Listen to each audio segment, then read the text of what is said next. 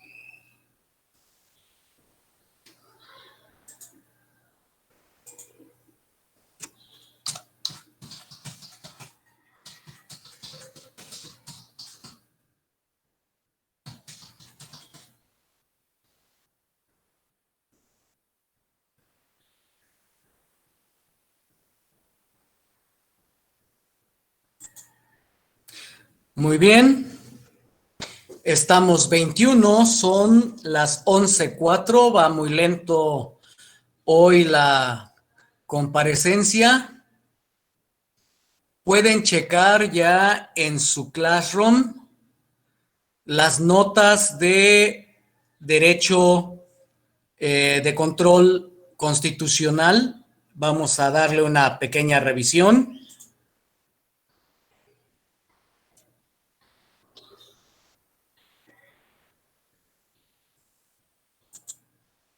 A ver, ¿dónde estás? ¿Dónde estás?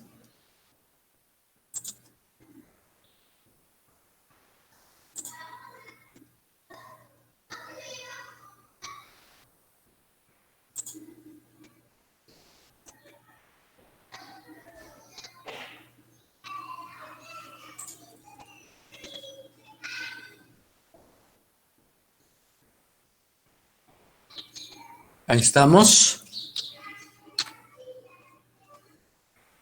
Pregunto si lo están viendo.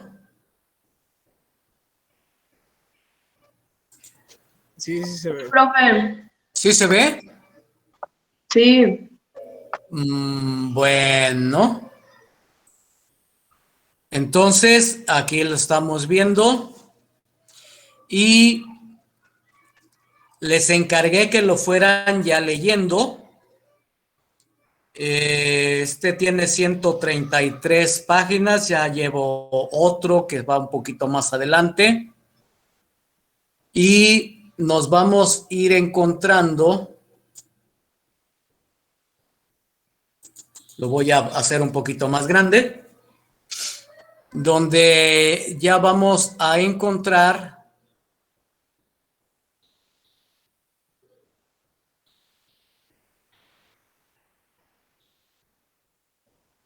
algunos de los medios de control, pero yo quiero presentarles la parte final. Vamos a encontrar, por ejemplo, ya aquí en esta página, cómo se presenta un recurso de revisión de juicio de amparo, el oficio de presentación y un modelo de el escrito de revisión en juicio de amparo. Todavía falta detallarlo, apenas estamos haciéndolo. El juicio de revisión electoral, donde ya empezamos a, pues, puntearlo y ya vamos a empezar a realizar un modelo de revisión constitucional. Al final,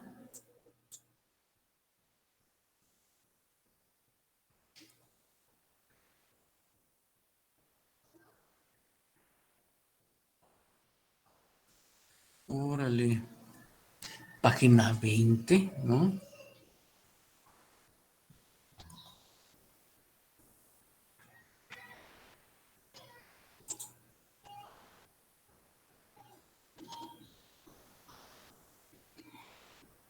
Al final vamos a encontrar conflictos normativos y con conflictos normativos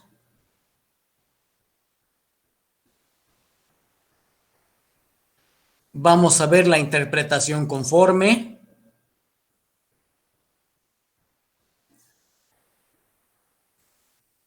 la interpretación conforme en el amparo, la interpretación conforme en la acción de inconstitucionalidad, el principio pro persona y aplicado a la acción de inconstitucionalidad,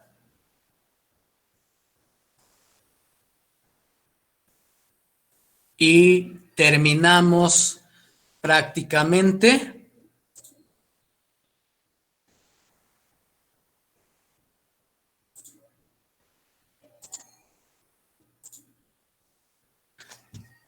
como pueden ver, apenas van 133 páginas, pero ya ustedes deben de empezar a leerlo, a leerlo, a leerlo, porque ya nomás vamos a ir aumentándolo y actualizándolo, para que ustedes puedan tener una idea de lo que es el juicio de control constitucional. Pero mientras, recordamos así rápidamente y checamos también su examen. Vamos a ver su examen.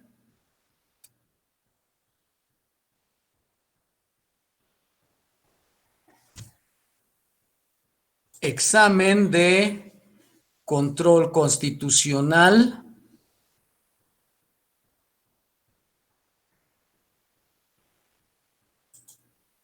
Ahora lo vamos a presentar.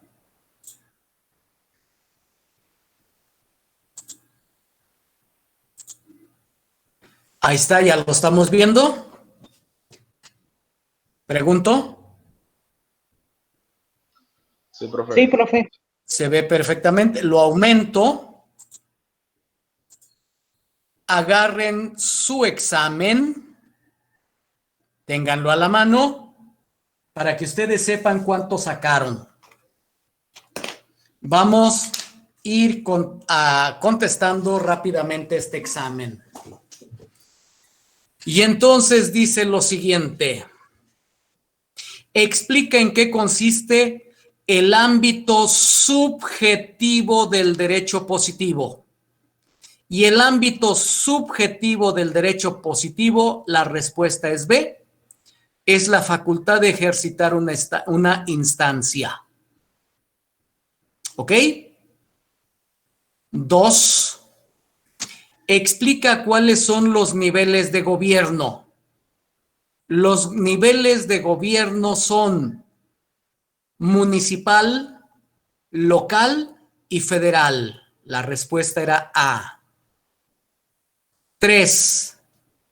¿Qué es un proceso de control constitucional? Un proceso de control constitucional dice que son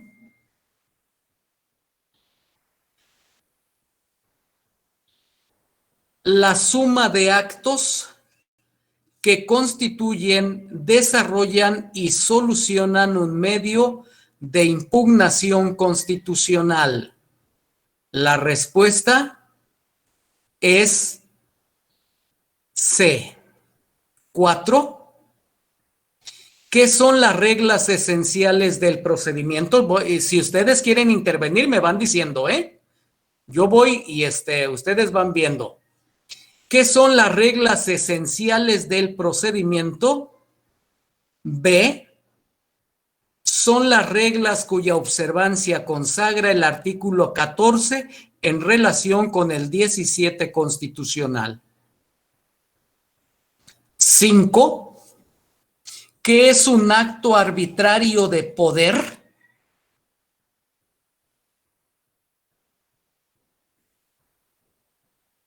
Un acto arbitrario de poder es el resultado de un acto u omisión de una autoridad que vulnera garantías institucionales de otra autoridad. ¿Ok? ¿Qué es 6? ¿Qué es un constituyente permanente?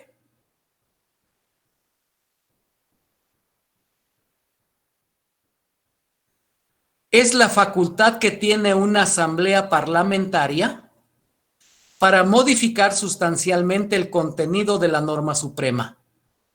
Ya sabemos que esta se hace bajo condiciones de rigidez, como en nuestro país, aunque ya nos pronunciamos acerca de cómo vemos realmente a esa rigidez constitucional.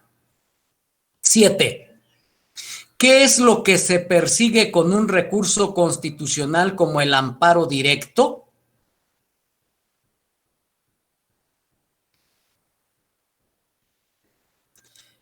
La respuesta es C.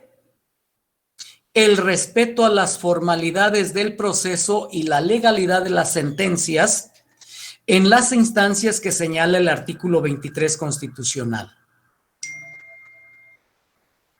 8. ¿Qué es la inviolabilidad constitucional y en qué artículo lo encuentro? Con el puro artículo ya lo encontré. Ahí está la respuesta. El principio que establece que la Constitución no pierde su fuerza y se encuentra contenido en el artículo 136 constitucional. Ahí está el principio de inviolabilidad constitucional. Hay que leerlo en totalidad para que entendamos el concepto completo. 9. ¿Qué es un Estado democrático de derecho y en qué artículo lo encuentro? Un Estado democrático de derecho es un Estado donde existe la soberanía popular, que es la democracia, pero esa soberanía la ejerce a través de los mecanismos de elección y lo encuentro en los artículos 39 y 41. ¿Ok? 10. ¿Qué órganos tiene el Poder Judicial Federal? ¿Qué órganos? Bueno, no pusimos los órganos, pusimos a los titulares de esos órganos. Ministros, magistrados y jueces. ¿Qué sería Suprema Corte, tribunales colegiados y unitarios y jueces de distrito? Entonces, los órganos que nos señala la ley orgánica del Poder Judicial es quiénes son los jurisdicentes. Alguien me mandó por ahí una nota donde dice, oiga, no están los órganos. Le dije, entonces anótale adelante del que consideres que debe de ser la respuesta, pero la respuesta es C. Ustedes tenían que haberle inferido. Si le pusieron la D y le pusieron Suprema Corte, tribunales colegiados y unitarios y jueces de distrito, bueno, también la podemos recibir. 11. ¿Qué cosas establece la ley adjetiva? La ley adjetiva establece los procesos y los procedimientos. La respuesta es A. 12. ¿Qué materias se integran en el ámbito del derecho público? Dentro del derecho público encuentro al derecho constitucional, al derecho penal y al derecho administrativo. No están todos, solamente algunos, pero si se fijan, estos son derecho civil, esto es derecho social y esto entonces es derecho público. 13. ¿Cuál es el fundamento de validez de una ley en México? En todas, el fundamento de ley se llama Constitución. Sea centralista, sea federalista, sea parlamentaria, en la forma que sea, pero siempre es la Constitución. En México, nuestra Constitución Federal. 14. ¿En qué artículos de qué ley encontramos la forma de crear jurisprudencia? En los artículos 215 y 217 relativos de la Ley de Amparo. 15. ¿Qué cosas establece la ley sustantiva? Los derechos y las obligaciones. 16. ¿Qué materias se integran en el ámbito del derecho social? El laboral y agrario. ¿Qué es una resolución? Es la forma en la que el tribunal resuelve un conflicto y da, aquí se fue una R de más, y da por terminado el proceso. 18. ¿De qué asuntos conoce la Suprema Corte de Justicia en pleno? D. De la controversia y de la acción de inconstitucionalidad. 19. ¿Quién puede conocer de los asuntos del juicio de protección de los derechos políticos electorales? El Tribunal Electoral del Poder Judicial de la Federación, en cualquiera de sus 5 circunscripciones. 20. Explica cuáles son los niveles de gobierno. Ah, caramba, se repitió. Aquí era la intención de poner otra pregunta, pero repetí la pregunta. La respuesta es A, municipal, local y federal. Y ahora vamos en la que les debió de haber dado más trabajo, porque aquí ya no tenían algo en donde orientarse. Pero está sencillo con sus notas. ¿En qué artículo de la ley encuentro la Declaración General de Inconstitucionalidad? En el artículo 234 de la Ley de Amparo. ¿Ok? ¿Lo tienen? 22. ¿En qué artículo de la ley encuentro el juicio político? En el artículo 110 de la Constitución Política de los Estados Unidos Mexicanos. ¿En qué artículo de la ley encuentro la interpretación conforme? En el artículo 1 constitucional. 24. ¿En qué artículo de qué ley encuentro el control concentrado de constitucionalidad? En el artículo 133 constitucional. 26. ¿En qué artículo de qué ley encuentro la acción de inconstitucionalidad? En el artículo 105 constitucional. Profe, le faltó la 25. Perdón, me brinqué la 25, perdón. ¿En qué artículo de qué ley encuentro el control concentrado de constitucionalidad? 133 constitucional. No, se saltó la 24. La 24. La 24, profe. De la 23 se saltó la 25. Ah, ok, a ver, me regreso, sí, avísenme. 24. ¿En qué artículo de qué ley encuentro la investigación por violaciones graves de los derechos humanos? En el artículo 102 constitucional, apartado B, último párrafo. Bueno, con que le hayan puesto 102 constitucional está correcto. Entonces, ahora sí me regreso. Vamos al del 27, ¿verdad? ¿En qué artículo de qué ley encuentro el procedimiento de revisión electoral? Ah, caramba, la revisión electoral lo encuentro en el artículo 87, 89 de la Ley General del Sistema de Medios de Impugnación. ¿Dónde estoy? Acá está. ¿Lo tienen? ¿De la ley general qué? Perdón. Ley General del Sistema de Medios. A ver, ¿cómo se llama? ¿Medios de qué?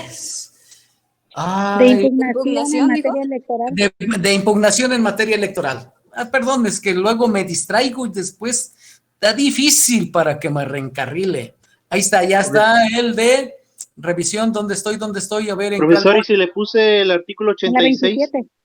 Sí, está bien. Están, es que yo le estoy refiriendo más o menos ubicando.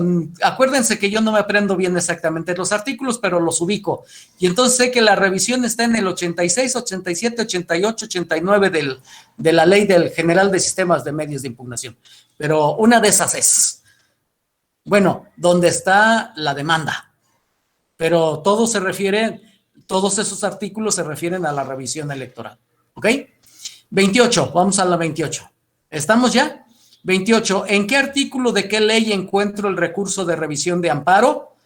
Bueno, la revisión de amparo la encuentro en el artículo 190 de la ley de amparo. No. Está en el artículo 80 y ¿qué? 81 de la ley de amparo. Abusados, porque luego dicen 170, 175 requisitos, 190 suspensiones del amparo. Así es común el 81 de la ley de amparo. Vamos adelante. ¿Sí? ¿Y el 83? Ese no está bien. A ver, checamos.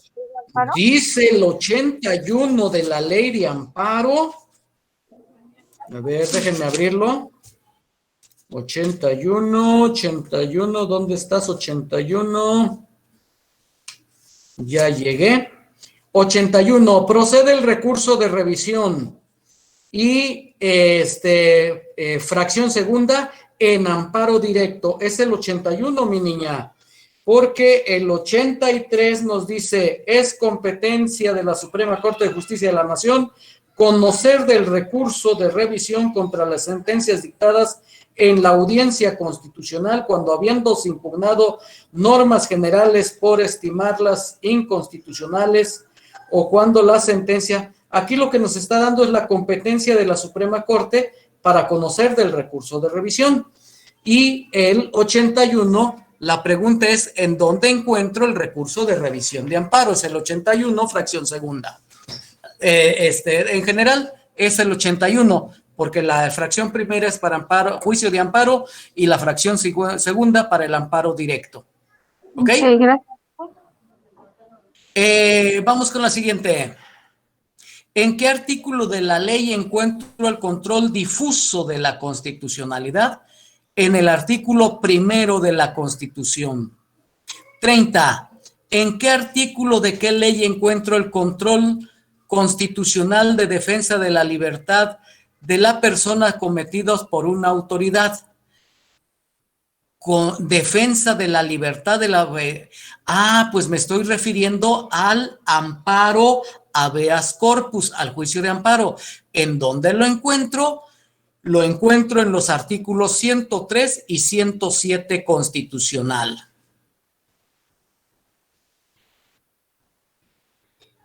(31) ¿En qué artículo de qué ley encuentro el control de convencionalidad?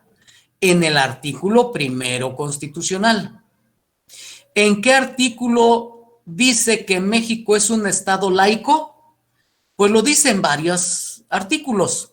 Los dice en el artículo 40, lo dice en el artículo 130, como en 5 artículos distintos lo dice. El que hayan puesto, checamos ustedes cuál es el que dijeron y vamos a ver, pero ahí está exactamente laico. Checo, por ejemplo, a el artículo 40 constitucional y en el artículo 40 dice...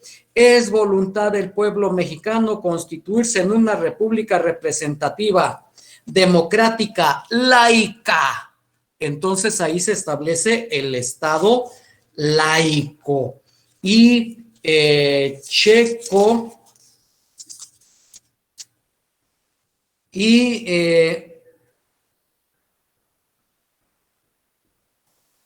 bueno, algunos otros artículos. No me quiero entretener porque se nos va a vencer el tiempo, donde dice laico o la laicidad. 33. ¿En qué artículo encuentro el principio de supremacía constitucional? En el 133 constitucional. 34. Sí, perdón, ¿quién habla? ¿Quién dijo?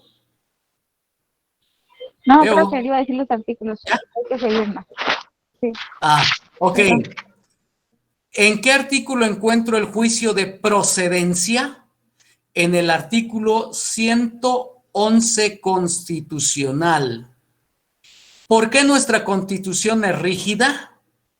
Nuestra Constitución es rígida porque para poder ser modificada tenemos que lograr las 2/3 partes de la Cámara de Origen, ratificada por las 2/3 partes de la Cámara revisora, más el mayoría simple por las legislaturas de los estados.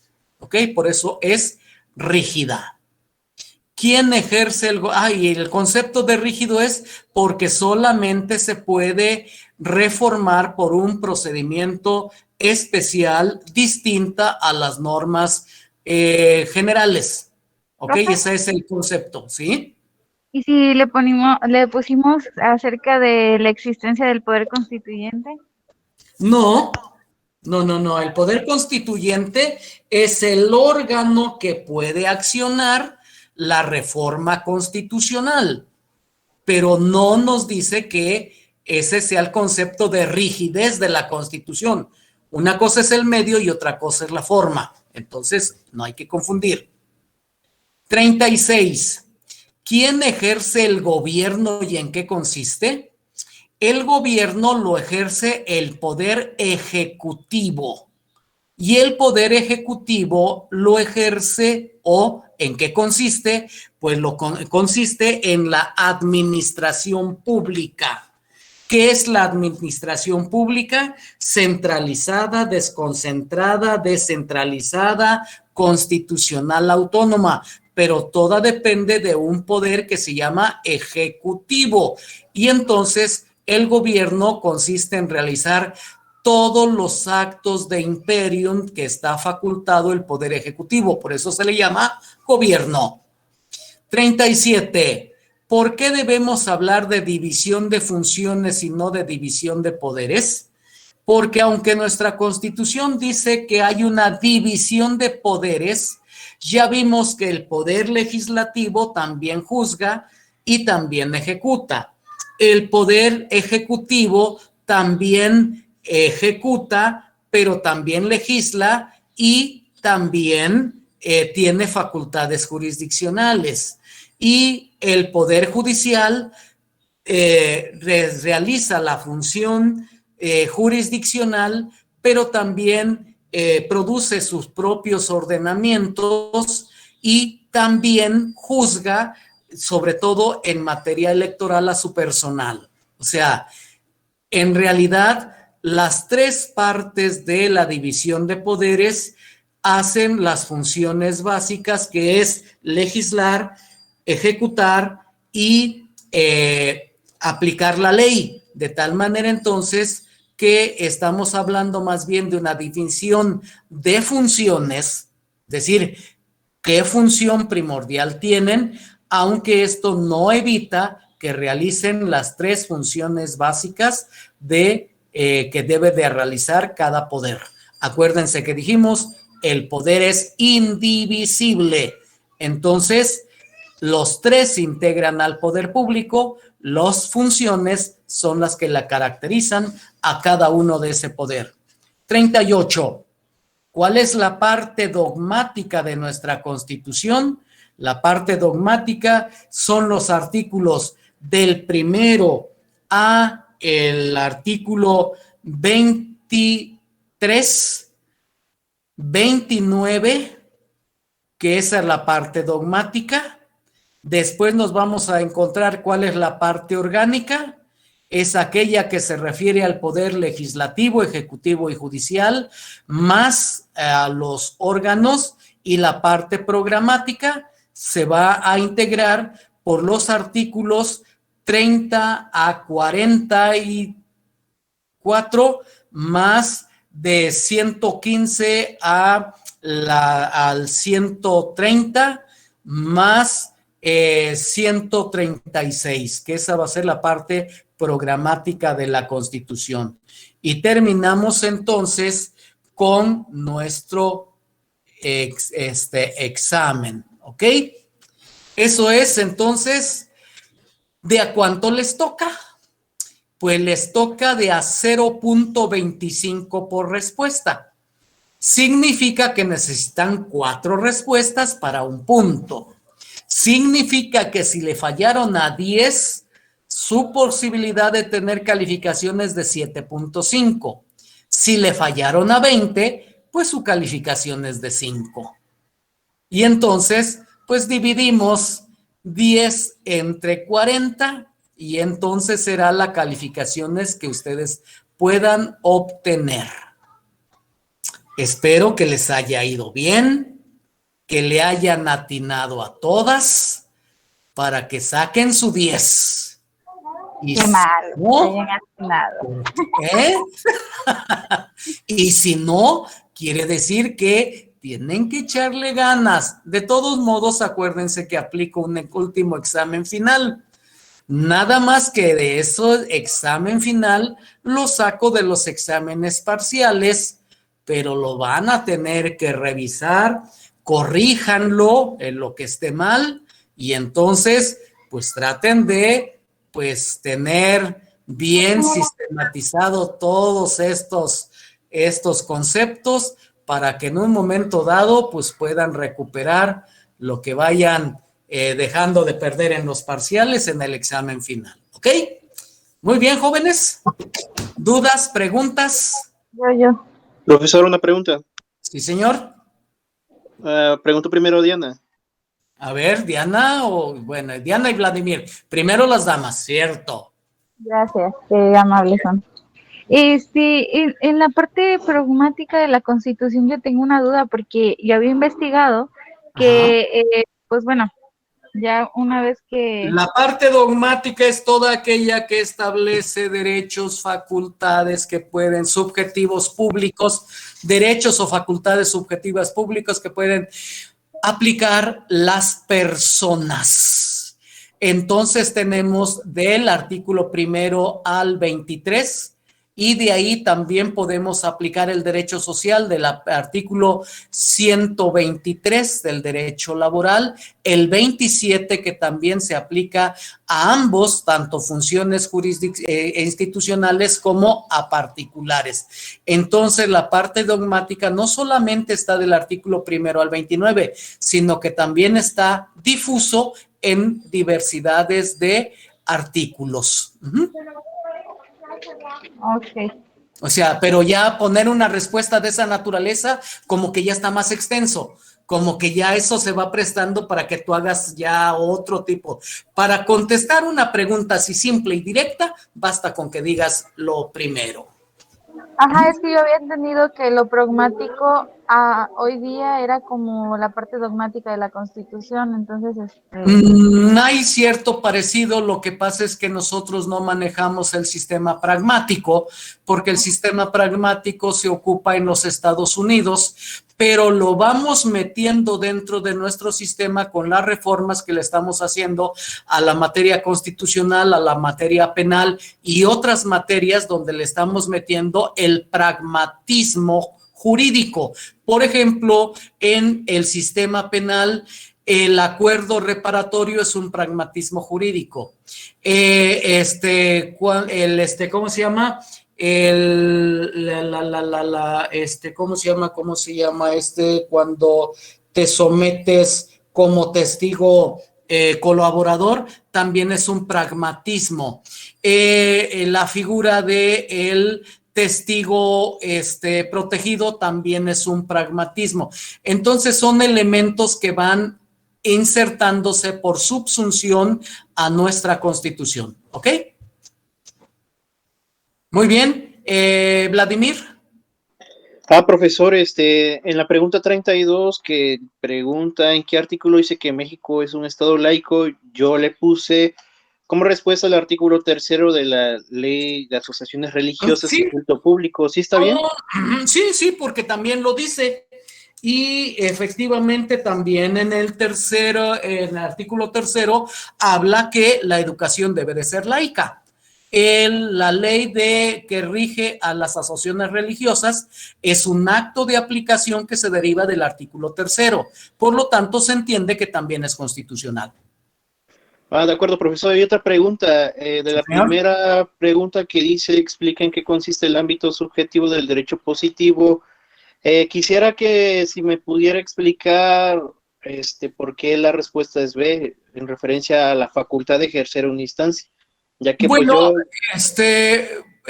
pude haberla puesto, pero si la hubiese puesto un poco más larga, hubiera tenido que ocupar, digamos, 3 renglones y eso me hace que me aumente mucho el tamaño de mi examen. Y entonces, si yo le voy a poner una respuesta múltiple, tiene que ser respuestas no más indicativas y bastante cortas.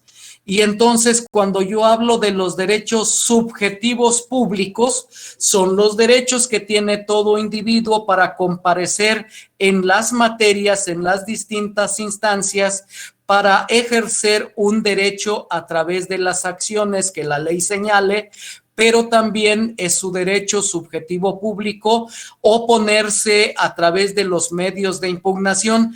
Pero si yo te pongo un concepto como pues me voy a llevar 2 o 3 renglones y entonces trato de resumirlo, de concretizarlo en en 2 o 3 palabras. ¿Qué es el derecho subjetivo? Entonces, es la facultad de recurrir a una instancia. Ya con esto lo cierro. Incluso para personas de derecho público, también la amplió para las personas de derecho como institucional. O sea, entonces ya es aplicable casi a todo. Por eso es que lo resumí a tan poquito. Ya, profesor, es que me había confundido con esa respuesta porque había leído que hacía énfasis a lo que es la legitimidad procesal de recurrir a una instancia. Así es. Y entonces, pero si le pongo más, le digo, pues ocupo mucho más espacio y además, pues yo estoy con personas bien listas que me entienden y que están desarrollando esto, así es que, y que lo hemos visto y lo estamos tratando así en clase, y yo lo que quiero es que con un chispazo, ustedes se acuérdense que funciona nuestra memoria, la neurociencia, que está muy de moda, y en derecho se ocupa mucho la neurociencia, y entonces dice, ustedes tienen que empezar a señalar claves para que ustedes puedan recordar. Y entonces no se aprendan todo el concepto, apréndanse una clave, y con esa clave ustedes se acuerdan, este se refiere a esto, y ya lo empiezan a desarrollar. Pero es parte de lo que vamos a ir practicando y a ver qué resulta. Estoy experimentando con ustedes. ¿Ok? Oh, yo. ¿Alguna otra? A ver, jóvenes. Edgar Azabay, no te he oído la voz, mano. ¿Tú qué eres?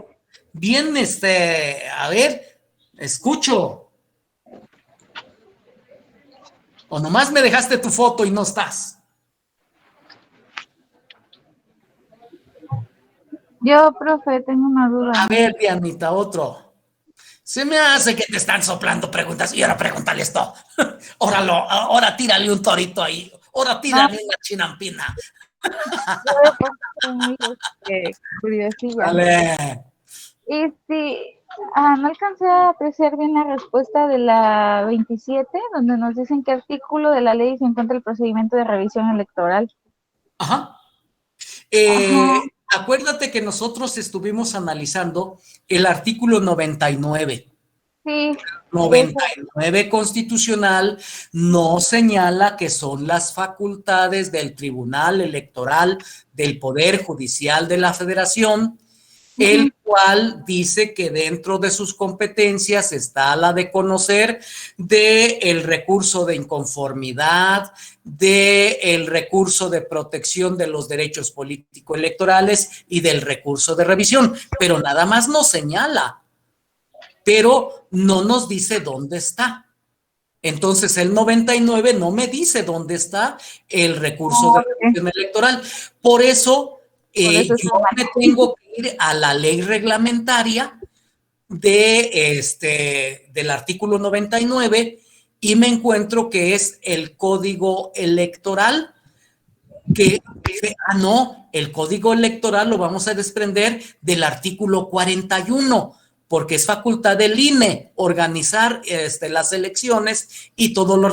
entonces, no me sirve el código electoral. Y te digo, ¿qué ley se aplica a los procedimientos electorales? Y entonces encuentro que es la ley de medios de impugnación en materia electoral. Y entonces cuando yo abro, empiezo y encuentro cuáles son las generalidades de la demanda, de la personalidad, de las comparecencias, de las audiencias, y encuentro la parte general en la ley de medios de impugnación, y después sigo leyendo y me encuentro con cada uno de los procesos separados, con las especificidades de cada uno de los procesos, hasta que llego a los artículos 86, 87, 88, 89, donde me habla del recurso de revisión electoral, y entonces yo ya puedo contender dónde se encuentra. Pues si me dices que en el artículo 86 está bien, si me dices que en el 87 está bien, si me dices que en el 88 está bien, porque todos se refieren al procedimiento de revisión electoral. Pero si tú ya me dices en el artículo 60, entonces sí ya estás mal, aunque me digas de la misma ley, porque entonces ya te refieres a otro recurso, ¿ok?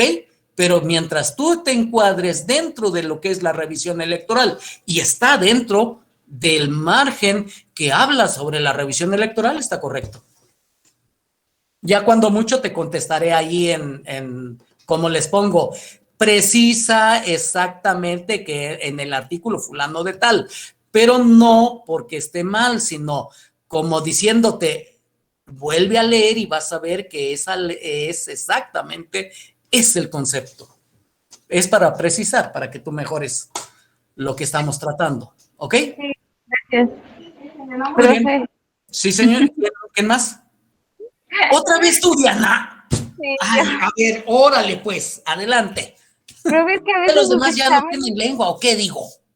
Muy es bien. que a veces Dime. los exámenes como que confunden un buen, la verdad, y pues, por ejemplo, también en el caso de dice, ¿por qué no?